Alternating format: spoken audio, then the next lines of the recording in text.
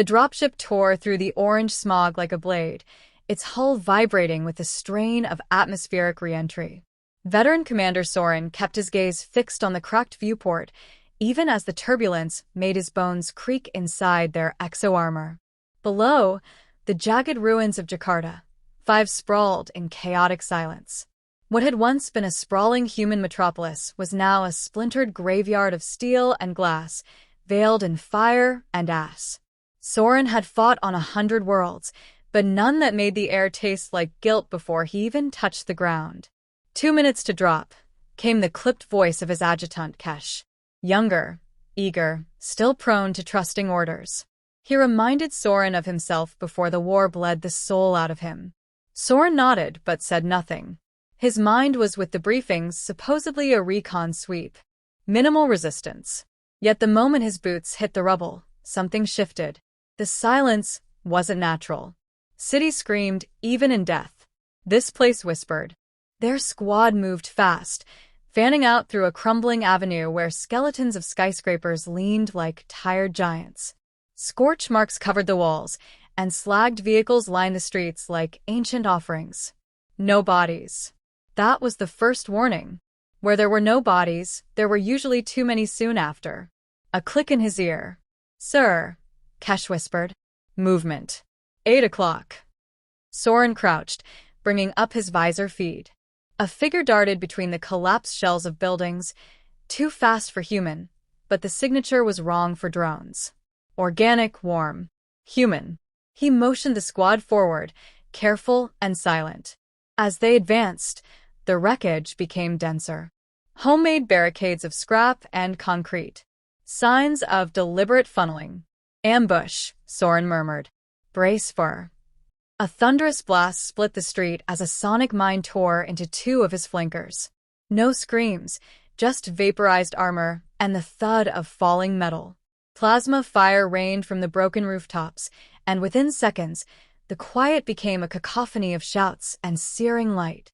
The humans had been waiting. Soren dove behind a burned-out transport as another volley scorched the air above him. He patched into the tactical net, but static chewed through the signal. Jamming. Crude but effective. Pull back, he barked. But the humans were already in motion. Swift, coordinated. Their armor was piecemeal, scraps of old Earth tech mixed with stolen alien plating, but it worked. And their tactics were unnerving. They didn't fight to win. They fought to hurt, to bleed, to delay. One of them sprinted into the open, screaming something guttural, a device clutched to his chest. Soren's warning came too late. The explosion shook the avenue, the heat wave slamming into him like a tidal wave. Dust and smoke blinded him. The suicidal charge was a madness. It was strategy. They regrouped in a scorched courtyard, half the squad lost in less than 10 minutes. Kesh was coughing blood, a shard of shrapnel embedded in his shoulder. Why? He gasped. Why do they fight like this? Soren didn't answer. He didn't know. Or maybe he did and didn't want to say it aloud, because they knew they couldn't win the war. But they decided to win the pain. That night, they took shelter in a collapsed train tunnel. The air stank of oil and rot. Soren sat with his back to the wall, visor off, trying to forget the boy's eyes, the one who'd triggered the bomb. They hadn't been angry, just resolved. Like death had been the point. "They're not soldiers," said a voice from the dark. One of the locals caught during the retreat. Young, human, chained at the wrist. She wasn't afraid. That made Soren more cautious. "What are they?" he asked. "Monsters," she said softly. "But we made ourselves that way. You came. We learned. You fire from orbit. We crawl underground. You send machines. We turn your code against you. You take our cities. We take your sleep." Kesh stirred, then quieted. Soren studied her. Thin, malnourished, yet her eyes burned with something more potent than hate. "You've lost the war," he said. "Not a threat, just truth." "We know," she replied. "But if we make it cost enough, maybe the next empire will think twice before knocking on our door." The next day, they pressed deeper into the ruins, hunting the last pockets. They found a school converted into a command hub. The walls were smeared with soot and blood, The chalkboards turned into battle maps. There was a transmission log scrawled in charcoal, coordinates, timestamps, troop counts. All fake. A decoy meant to lure. And it worked. The building collapsed under them. Explosives hidden in the walls. Only Soren emerged, dragging Kesh's broken body through rubble, lungs seared with smoke. As evac ships arrived overhead, the veteran watched the horizon. Figures stood atop the ruins, silhouetted by fire and dusk. They did not run. They did not raise weapons. They only watched. A silent defiance. Later, when the reports were filed and medals handed out, Jakarta 5 was labeled pacified. But Soren never called it a victory. He knew better. The transport touched down on Europa Prime with a hiss of steam and the crackle of static. Beneath a canopy of frozen clouds, the surface gleamed like glass, endless ice fields stretching into forever, interrupted only by the spires of the alien research facility jutting from the crust like broken teeth. Commander Soren adjusted his pressure suit, the temperature outside registering at lethal within seconds. This was not a battlefield. It was a laboratory, and that made it worse. He hadn't asked for reassignment, but High Command insisted. Secure the asset, they'd said. Human insurgents have compromised Site-19. No explanation. No details. Just coordinates and silence. As the elevator descended into the glacier, Soren felt something cold beyond the ice coiling around his spine. The facility was vast beneath the surface, a network of tunnels and chambers aglow with sterile white lights and the faint hum of bioreactors. In the control room, Soren met Dr. Valak, a creature of logic, face pale and sharp like carved porcelain. His voice was clipped, devoid of warmth. "They've turned our technology against us," Valak said, without preamble. A breach occurred in the lower vivisection tiers. Human subjects manipulated their neural implants, synchronized them into a collective, a kind of consciousness swarm. Soren frowned. They weaponized the implants. More than that, Valak replied. They became something else. Security footage played on a nearby monitor. A group of humans, gaunt, shivering, sat cross-legged in a circle. Then, without signal or speech, they moved together. One stood, sprinted into a containment wall, cracking his skull. Blood smeared in patterns across the glass. Symbols. The same ones that appeared later on the facility's internal diagnostics, embedded into the code like a virus. Soren turned away. Why were we experimenting on them in the first place? Valak blinked, as though the question were irrelevant. Understanding the enemy is the only way to win. The answer felt hollow. He led his team down into the lower levels, where frost crusted the ceilings and power flickered intermittently. The deeper they went, the more signs of chaos they found. Shattered doors, claw marks on metal, equipment rewired in strange patterns. It wasn't sabotage. It was something methodical, purposeful, like the facility itself was being reprogrammed. They found the first corpse near the nutrient storage, one of Valak's technicians, veins bloated and black. A neural worm had ruptured from his skull, still twitching. It was human-made, repurposed from alien biotech. It shouldn't have been possible. Kesh, still recovering from Jakarta 5, whispered, "Why would they do this to themselves?" Soren didn't answer. He didn't want to consider the possibility that these humans had chosen to become monsters. In the medical bay, they encountered survivors, 3 human subjects in containment. One stared at the ceiling, repeating numbers in a soft chant. Another wept without sound. The third locked eyes with Soren as he approached the glass. Her eyes glowed faintly with bioluminescence. Not artificial. Evolved. "We remember you," she said. "I've never seen you before," he replied. "No," she murmured, "but the hive has. We are one." The lights flickered. The temperature dropped suddenly. A siren wailed. Containment breach on sublevel 7. Soren drew his weapon and turned to his squad. "Lock this section. No one goes alone." They moved quickly, but whatever had breached containment was already inside. The corridors twisted in unfamiliar ways, walls lined with pulsing organic growth, mutated tech bonded with flesh. A voice echoed through the comms. Female, layered, wrong. You taught us fear. We learned control. But in pain, we found clarity. Soren fired blindly into the shadows, the voice scraping across his mind like razors. The squad fell one by one, taken by figures that shimmered and split, not quite real, not quite illusion. They didn't bleed when shot. They only dissolved into steam.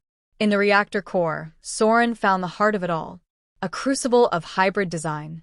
Human minds fused to alien data cores. A network humming with emotion and intelligence. Not rage. Not revenge. Something colder, curiosity. Dr. Valak arrived moments later, his face slack with awe. They've surpassed us, he whispered. What we began, they've perfected. They're not human anymore, Soren said. Valak shook his head. No. They're better. That was when the screams started. Not through the air, but directly into Soren's skull, an endless, layered howl of every mind trapped in that core, replaying their agony in unison. It knocked him to his knees, blood leaking from his ears. Kesh reached for him, but stumbled.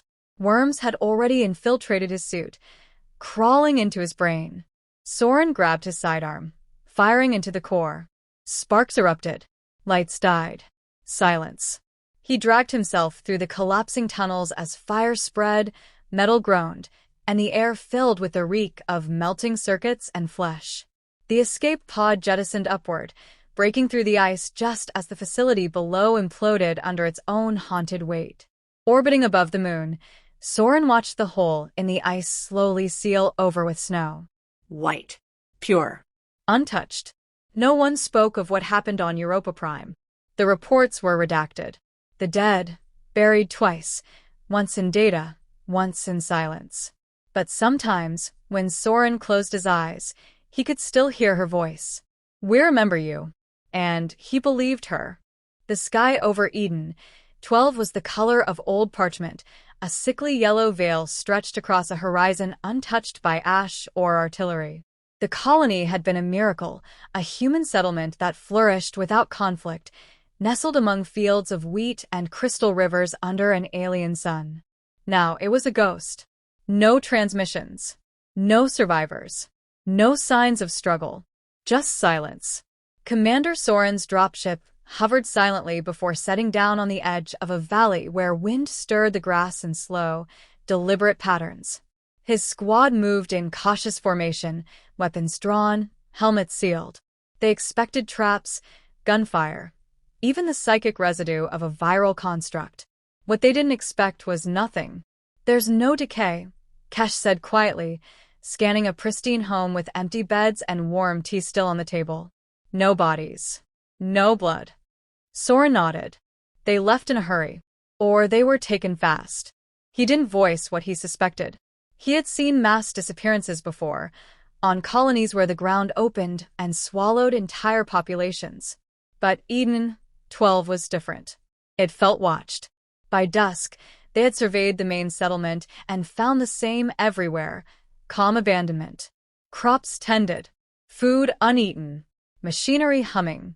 It was as if the colony had been erased without violence, like it had agreed to vanish. They made camp in what had been a schoolhouse. The white board still bore arithmetic lessons in childlike scrawl. A crayon drawing of a human and alien holding hands was pinned to the wall. Soren stared at it too long. That night, the wind spoke. At first, it was indistinct, just gusts brushing the walls like breath. Then it changed. Cadence emerged. A voice. Not one but many. Layered. Familiar. Commander, it whispered. Do you remember? Soren shot to his feet, weapon raised. The others had heard it too. Kesh's face had drained of all color. That voice, he said. That was... Don't say it, Soren cut in. But he knew. It was the voice of Private Duran, killed on Jakarta, 5. The suicide bomber who'd taken out a half platoon. His voice was in the wind. The phenomenon intensified. Each gust carried a different echo. Friends, enemies, soldiers long dead. Laughter and screams, prayers and final gasps. The squad fell into panic. One by one, They staggered into the dark, trying to follow the voices, to find closure or escape. By morning, 3 were gone. No trace. No struggle. Just footprints leading toward the hills and vanishing mid-stride. Soren called for orbital evac. The signal return scrambled. Interference. Artificial. He activated his visor's spectral filters. The air lit up with currents, coated particles riding the wind, each shaped like fragments of speech, neural pulses translated into audio hallucination. It was a machine, but also something more. It wasn't just broadcasting. It was listening. Kesh began hearing things no one else did. He claimed to see figures in the trees. Children. Civilians. People he'd killed. He stopped eating. He stopped blinking. That night, he asked Soren if they were the ghosts or the invaders. The next day, Soren found him standing atop a rock outcrop, arms open to the wind. He jumped. No scream. Only the wind, whispering his name. Soren was alone now. But he wasn't unaccompanied. The voices shifted, focusing on him. Soren. You remember Eden. He did. He remembered clearing it years ago, long before humans arrived. It had been a minor outpost, home to a peaceful race whose name he couldn't pronounce. The order was clear: eliminate resistance, sterilize potential threats. He had done so without hesitation. The alien inhabitants had pleaded, sang, cried, and died. The humans had unknowingly settled on bones. And something ancient had survived.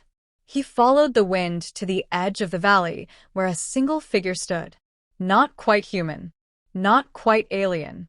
A woman, tall and cloaked in white, her skin the color of moonlight, eyes glowing with impossible depth. You carry the weight, she said. I carry truth, Soren replied. She nodded slowly. You remember what you did here? Most do not. They bury it. But the wind remembers. The ground remembers. What are you? We are what was left. A thought. A memory. A wound that chose not to close. When the humans arrived, we did not harm them. We listened. They mourned. They dreamed. So we shared our grief.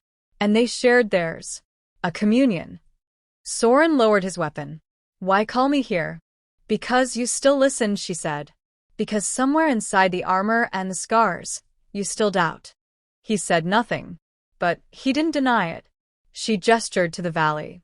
Leave. Tell your kind this place is not for conquest. Let memory stand. Soren stared at her. The wind pressed against him, no longer voices, but a weight of sorrow. He turned and walked back toward his ship. The evac beacon flared to life. The interference had stopped. As the ship lifted into the upper atmosphere, he looked down at Eden 12. The fields rippled gently, and for the first time in years, he felt a stillness in his chest. He didn't know what the wind was, not truly. Machine, spirit, or psychological residue. It didn't matter. It remembered. And now, so did he.